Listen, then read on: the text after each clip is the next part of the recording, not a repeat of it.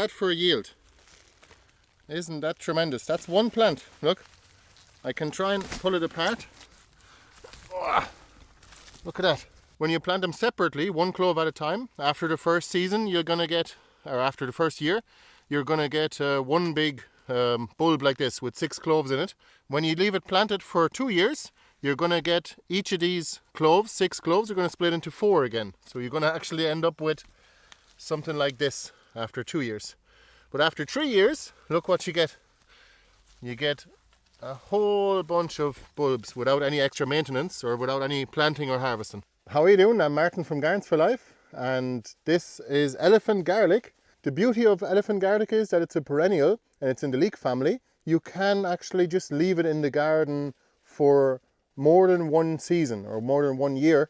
It will just simply keep clumping and you can harvest it later. So actually this crate here, it's a whole crate full and it's only 4 plants that I just harvested, and I'll show you that in this video. Just a couple of quick tips for you right from the start. Garlic is actually perennial, so you can leave it planted and it'll grow year after year. It'll just keep clumping. But also, when you harvest garlic, you can't eat it straight away. It's pure bitter. You gotta cure it first, same as Jerusalem artichokes. A couple of weeks in sunlight will do it fine. So I'm gonna dry this garlic just to make it easier to separate and to store as well. So if you're looking for any elephant garlic and also some perennial onions and other varieties of garlic, take a look at our website. We've got lots of different plants and tubers and perennial vegetables there. You can also support us by becoming a member of the Gardens for Life support community. Take a look at our members page to find out more of all the benefits. Alright, so I'm right here in our mixed garden, which is basically just a garden full of perennials, including the elephant garlic. And take a look at this. There's one of the plants, and we're going to harvest it. Basically, it's been almost no maintenance, except you can see some of the weeds have grown up around it. But we're going to take care of that now, and we're going to take them up. Now, even though this is no dig, we could still do with a fork just to lift them up a little bit, to make it easier to pull them up. So let's give it a try. It's a big plant. Let's see.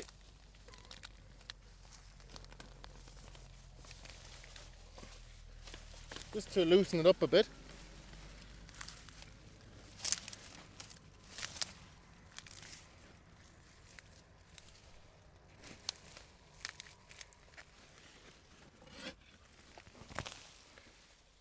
There you go.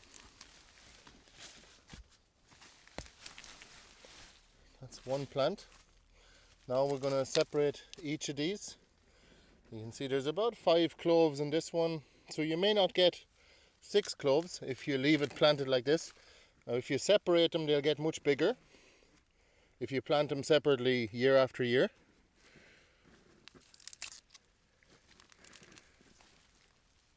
But what a yield you get from one plant. All I planted here 3 years ago was 1 clove is all.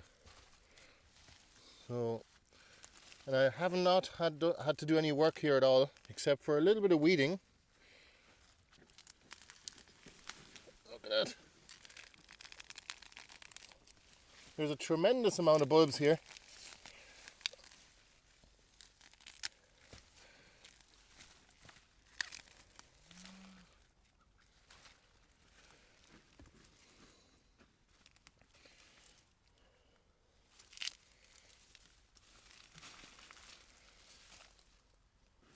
Take a look at that. And there's more.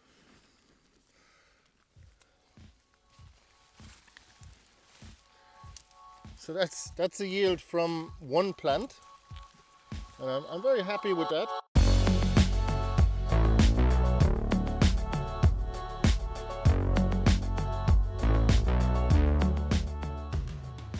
Oh, look at that.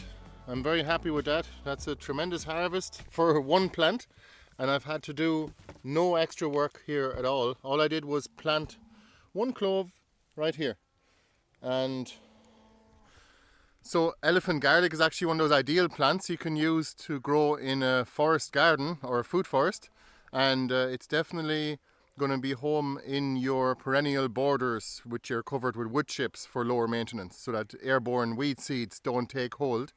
And that's what we want to do. We want to plant elephant garlic in places that are already covered with a forest garden style method. So basically lasagna gardening, where you just put a layer of wood chips, a good thick layer of wood chips on top of your compost, but don't mix the layers. That way the wood chips don't rob any nitrogen from the compost below.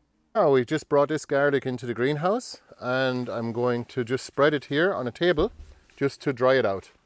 So all we need to do is we simply take it and we leave the green on just to be able to dry it.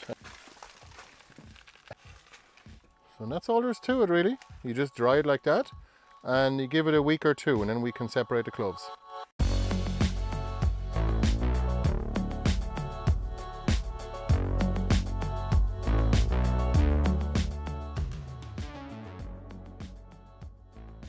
Alright, so that's this crate of garlic spread, and that's going to dry here in about a week or two. Could probably turn it after a few days, but you don't have to. All the greens will actually wilt away and the bulbs will be much easier to separate. So this here is some elephant garlic I planted a little bit later in the season, so it gets definitely less big when you plant it after the winter, but nevertheless it's a good harvest. And take a look at that, it's still much bigger than a regular garlic bulb, and I'm going to harvest it real quick.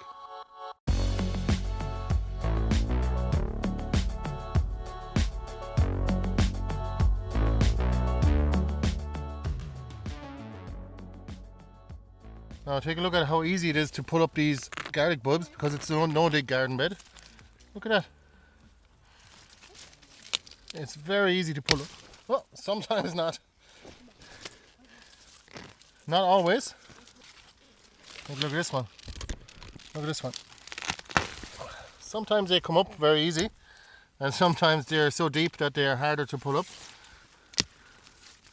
That one's stuck. Look at that.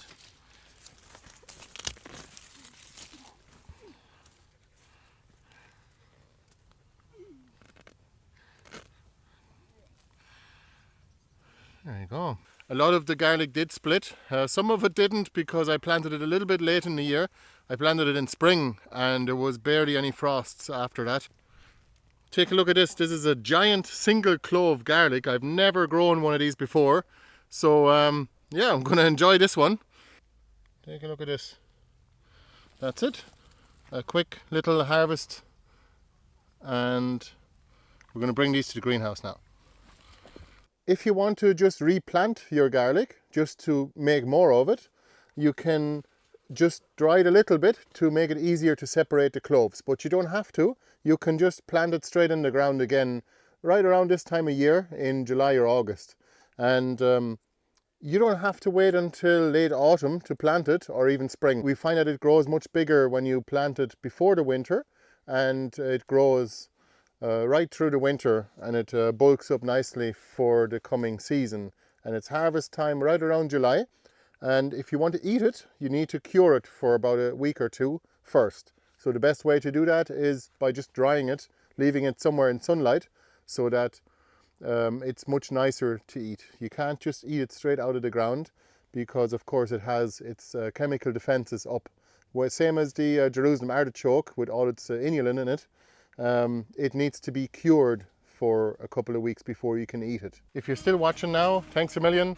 And if you want to get some garlic of your own to grow in your garden, please take a look at our website. We have lots of different varieties of garlic, perennial onions, other perennial vegetables and plants available there.